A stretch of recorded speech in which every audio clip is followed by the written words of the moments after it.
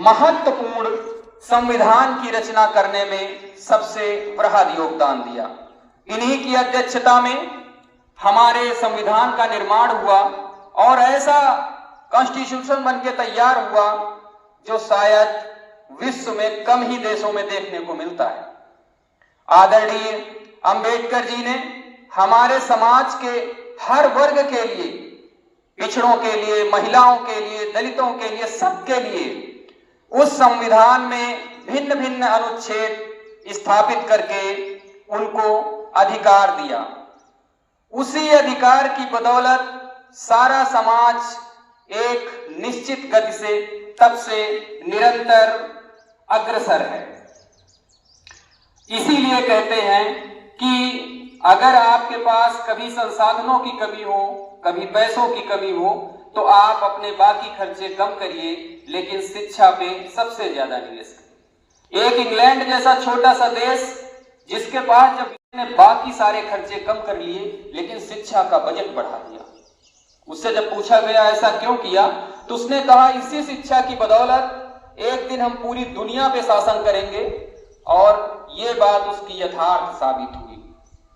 उसने दुनिया के ज्यादातर देशों को अपना गुलाम बनाया, जिसको उन्होंने औपनिवेश नाम दिया। हम बात कर रहे हैं ऐसी शख्सियत की, डॉक्टर अंबेडकर, जो वास्तव में उनके जैसा विद्वान सदी में एक आध व्यक्ति ही पैदा होता है, जिनके पास दो पीएचडी थी, और वो भी ऐसी पीएचडी आज के समय की नहीं जो ठेके पे की जाती है। कोलंबिया विश्वविद्यालय, हार्वर्ड विश्वविद्यालय, ऐसे विश्वविद्यालयों से उन्होंने डिग्री की थी, इकोनॉमी में थी। तो ऐसी डिग्रियां जो शायद उस समय लोग बहुत कम कर पाते थे, जब लोग कक्षा 5-10 नहीं पास कर पाते थे, तब उन्होंने इतनी उच्च शिक्षा प्राप्त की।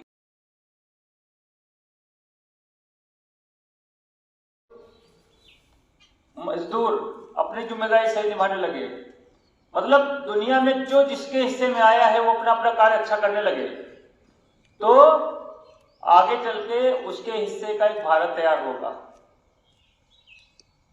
कहने का तात्पर्य यह है कि जीवन में सब कुछ करिए नैतिक मूल्यों का पालन करते हुए, ईमानदारी का पालन करते हुए, क्योंकि भीमराव अंबेडकर जी एक दलित परिवार से थे।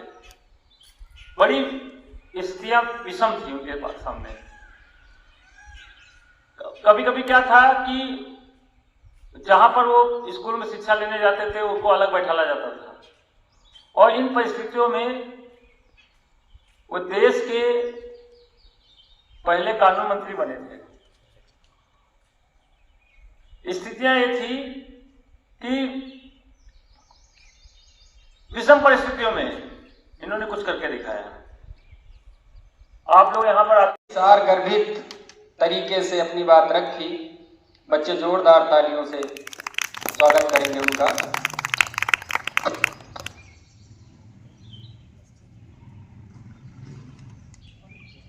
अब कार्यक्रम का समापन किया जाता है। सभी बच्चे भी थोड़ी देर बैठेंगे, मिष्ठान लेंगे, फिर उसके बाद अपने